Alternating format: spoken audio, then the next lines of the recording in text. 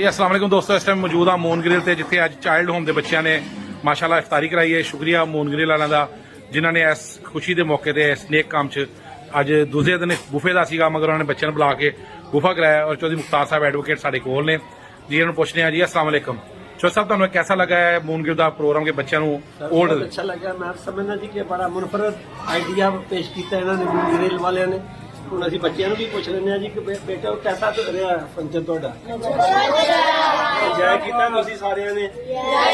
ਅੱਛਾ ਜੀ, बहुत मजा आया।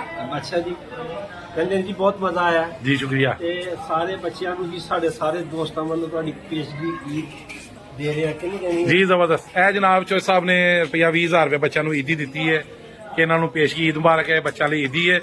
ये था ਸਾਰੇ ਬੱਚਿਆਂ ਨੂੰ ਈਦ ਦੇ ਉੱਤੇ ਇਨਸ਼ਾਅੱਲਾ ਈਦ ਤੋਂ ਪਹਿਲੇ ਸਾਰਿਆਂ ਨੂੰ ਸੂਟ ਤੇ ਜੁੱਤੀਆਂ ਮਿਲਣਗੀਆਂ। जबरदस्त जनाब, वाह जी वाह ਸਾਡਾ ਪਿਆਰ ਨੇ, ਸਾਡਾ ਮਾਣ ਨੇ। जी जबरदस्त माशाल्लाह। देखो जी कहते ने पानी का अच्छा, कुछ दोस्त ना एतराज करते सी कि बाबा जी तुसी वीडियो ना लाया करो दिखाने की। दोस्तों मेरा वीडियो लगाने का मकसद है नहीं कि मैं नंबर चाहिए ने, मेरा मकसद है कि जो वीडियो दूर तक जाती है फिर दोस्त साहब ऐसे लोग वेखते हैं फिर इन्होंने प्यार करते हैं। देखो ना जो वीडियो चढ़ी इन्होंने बुलाया, वकील साहब ने वेख्या, उन्होंने ऐलान करता, दूजे कपड़े ऐलान किया।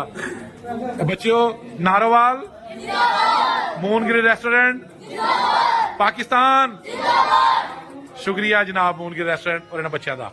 बाबा रियाज नारोवाल।